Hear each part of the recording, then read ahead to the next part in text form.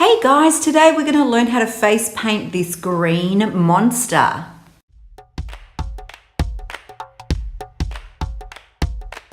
Starting off, I'm using a number 6 Lower Cornell brush, round brush, and I'm going to load it up with my Wolf White. The point of reference is halfway with the width of the eye, and I'm just going to draw a little horn. So I'm just going to press down and flick upward.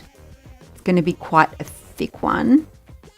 The reason why we're drawing the horns on at the beginning is because sometimes I prefer to paint around the white instead of putting white on a highly pigmented color. And because this creature is green, the pigment is quite strong. So the white will kind of pick up some of that green if I put white on green. And so for the little horns down the side here as well. So I'm going to place 2 horns. Little spikes, whatever we want to call them.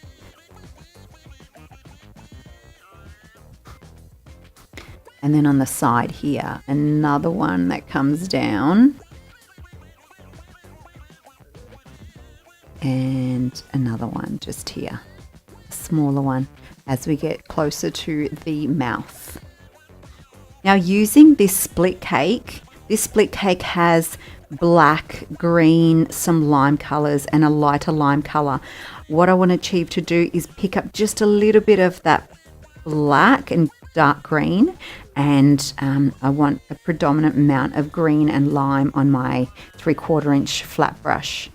I'm just going to do a little arch, well not an arch but sort of like a wiggly line up the top, stopping at where the horn is, and then I'm going to achieve exactly the same along here, and I just want to make it as jagged as possible, stopping at the horn, and continue on this between these 2 horns here, and then I'm going to just make a little sort of I'm going to curve it right down to meet with that horn.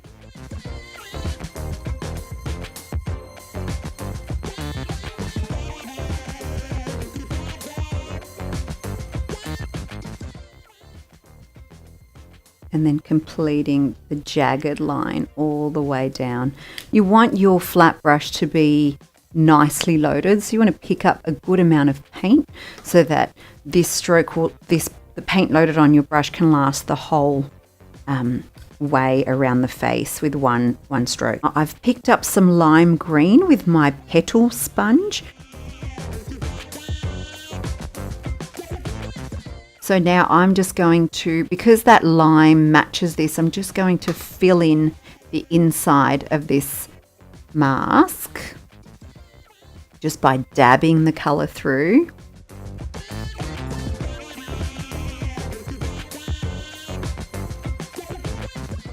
Making my way. Now I'm pinching the sponge, as you'll notice, to get a smaller part of the sponge to meet the face when I want to do some details. So when I'm not detailing, I just basically use the whole sponge or as much of the sponge as possible to fill in area. But when I'm wanting to get into some detailed areas, like a smaller area, that's when I will pinch the sponge. That was just some wet paint there, and because the background was dry and the foreground was wet, I just turned the sponge over to the dry part, and I've picked up that wet paint just to sort of clean it up a little. Now I've just loaded up a second sponge, and I've loaded it up with some dark green, and I'm using a BAM stencil, which will give it that texture, that dinosaur-y, monster-y texture that we're after. So because the base is now dry, I want to start dabbing on the green. So holding the stencil quite firm and pressing down, I always ask the child to press their head against my fingers and the stencil, and then I'm just going to gently, really gently tap the color through. And I just want to make it like a faded texture. I don't want it too predominant. Now tapping very lightly just to create a little texture here.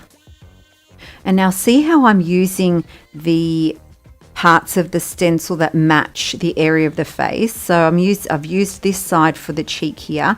Now I'm going to use the top right hand side to use the top right hand part of the child's face. Lightly dabbing. This is the left side of the child's face, so I'm going to use the left part of the stencil. When you're using these stencils on a child's face, it's a lot easier for the stencil to curve, because obviously human skin and flesh is obviously quite springy and soft. So it's a little bit more challenging when you're using a mannequin head. But try practicing on skin with using stencils, and the secret is to make sure that your sponges are not too watery. So you've picked up more paint than water. And always give it a test on your hand, and it should sort of be like that, where it's not transferring too much paint onto your hand and it's not too watery. Now with the number 1 round brush, I'm just going to complete the design by outlining the horns and giving the horns some depth by just bringing some curves up from the side and out like this, so it looks like the horn is actually growing outside of the monster's head.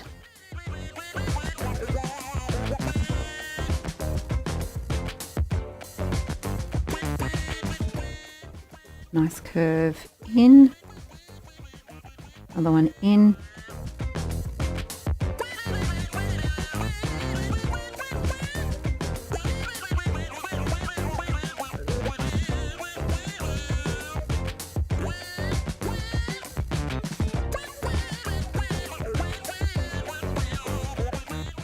Now adding some texture to the horns, I like to just put some teardrops inward. They don't have to be an equal amount on each horn, but just a few gives the horn some texture.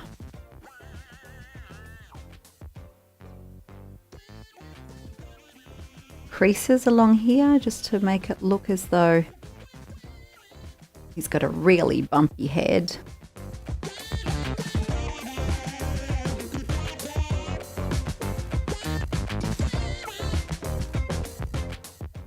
And just with the same brush, I'm going to go ahead and press right down and then lift it up to give him some cranky eyebrows, cranky eyebrows. So press down and then lift up, and some creasy bits here.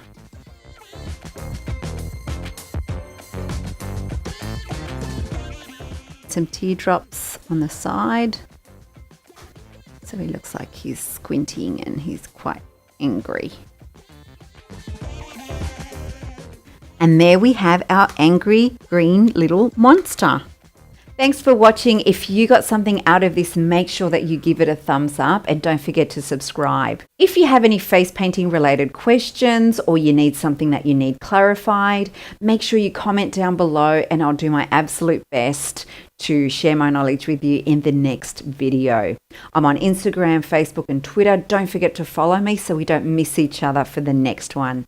Until next time, happy painting.